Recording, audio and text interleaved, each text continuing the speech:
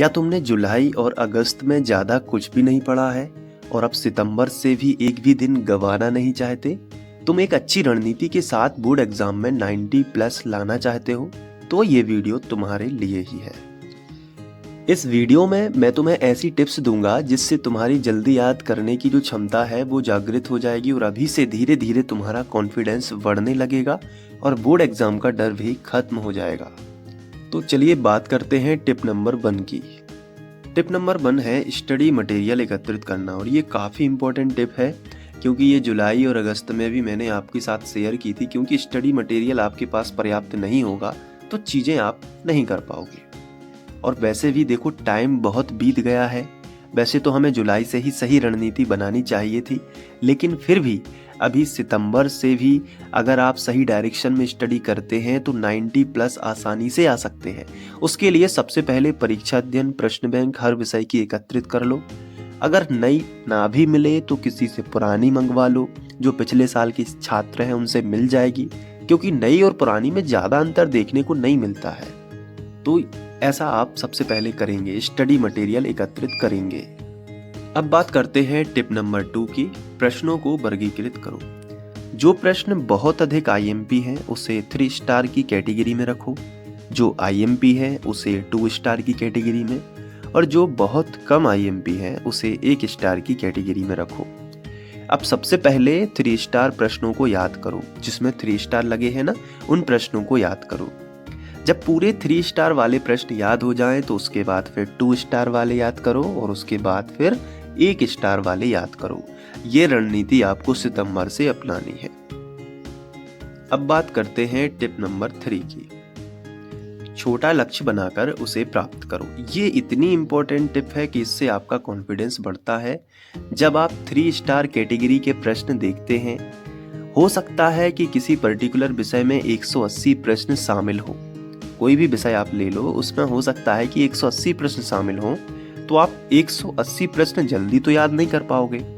उसके लिए एक अच्छा खासा टाइम लगेगा और हो सकता है कि आप बाद में भूल भी जाओ।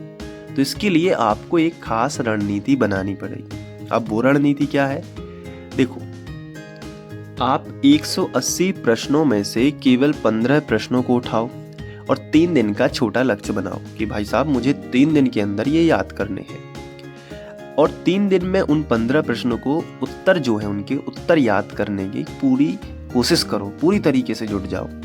अब 3 दिन बाद जब आपको 15 प्रश्न याद हो जाएंगे तो आपका कॉन्फिडेंस बढ़ेगा, आप सेल्फ मोटिवेट होंगे और अगले 15 दिन के उत्तर याद करने का उत्साह भी बढ़ेगा कि अगले 15 प्रश्नों को भी मैं याद कर पाऊंगा। तो 3-3 दिन का आप टारगेट बना सकते हो, छोटा छोटा लक्ष्य बना सकते हो। और अगर वो छोटा सा लक्ष्य भी हमें प्राप्त हो जाता है ना, तो हमारा मोटिवेशन लेवल काफ़ी बढ़ जाता है और यह क्रम चलता रहेगा, जिससे एक दिन आप पूरे 180 प्रश्नों को याद कर पाओगे। अब बात करते हैं टिप नंबर 4 की, रिवीजन बेहद जरूरी। देखो, 3 दिन में 15 प्रश्न याद करोगे। यदि जरूरी नहीं है कि 15 का ही लक्ष्य चुनो, आप अपने हिसाब से देख लो, हो सकता है आप 10 का चुन सकते हो। फिर भी एक उदाहरण से तो तुम्हें बताना ही पड़ेगा।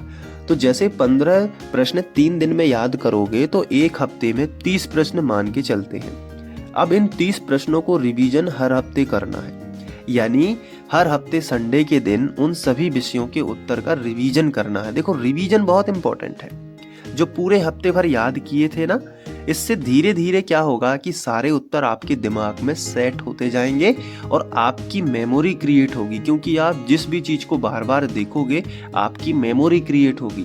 तो जो आंसर आप बार बार याद कर रहे हो, उसका रिवीजन कर रहे हो, तो आप वो भूलोगे नहीं। क्योंकि अक्सर बच्चों के साथ ऐसा होता है कि वो पुराने जो है प्रश्नों जो उन्होंने जुलाई के महीने में याद किए थे, तो वो हो सकता है कि वो धुंधले पड़ जाएं या उनको पूरी तरीके से भूल जाएं। तो ऐसा नहीं करना है आपको हर हफ्ते रिवीजन करना है। इससे जो पिछला है उसको लेके चलना है, इसलिए रिवीजन बेहद जरूरी हो जाता है और ये वाली टिप आपको काफ़ी हेल्प करेगी। अब बात करते हैं टिप नंबर 5 की, जो कि है खुद का टेस्ट। देखो, जितना जरूरी रिवीजन होता है ना, उतना ही जरूरी खुद का टेस्ट भी लेना। इससे एक हफ्ते में 15 दिन के अंदर से कर सकते हो। यानी एक हफ्ते में भी आप खुद का टेस्ट ले सकते हो या फिर 15 दिन के अंदर भी आप खुद का टेस्ट ले सकते हो। इसके लिए तुम्हें एक काम करना होगा। तुमने पिछले एक हफ्ते या 15 दिन में जितने भी प्रश्नों के उत्तर याद किए हैं, उन प्रश्नों को एक खाली पेपर पर लिख लो। फिर घर के किसी सदस्य को उनमें से किसी 5 प्रश्न पर टिक लगाने को कहो। ध्यान रहे ये प्रश्न आपसे पूछकर टिक न लगाए जाएं। अब इन प्रश्नों के उत्तर पूरी ईमानदारी से लिखना शुरू करो और देखो कितने प्रश्नों के उत्तर सही हैं और कितने गलत हैं और कहाँ भूल कर रहे हो। और ऐसा करके उन्हें फिर से तैयार कर सकते हो और तुम्हें पता लग जाएगा एक पर्टिकुलर टाइम में कि मैं कहाँ मिस्टेक कर रहा हूँ। तो ये जो टिप है ये आपकी काफी काम की है। अब बात करते हैं अगली टिप की, रिश्तेदारी और मित्र। देखो मैंने आपको बताया था, जुलाई के महीने में भी मैंने आपको ये वाली बात बताई थी कि देखो जिस प्रकार गर्मी में स्वेटर की कोई ज़रूरत नहीं है, उसी तरीके से बोर्ड एग्जाम में रिश्तेदारों मित्रों की कोई ज़रूरत नहीं है। और ये बात आपको अपने दिमाग में सेट कर लेनी है। देखो अगर आप ज़्यादा दोस्त बनाओगे तो आपको मित्रता भी तो निभानी पड़ेगी ना। जैसे किसी ने बुला लिया कहीं, कोई मित्र तो ऐसे ऐसे होते हैं जो आपके घर पे ही अड़े होते हैं, आप कभी पढ़ ही नहीं पाते।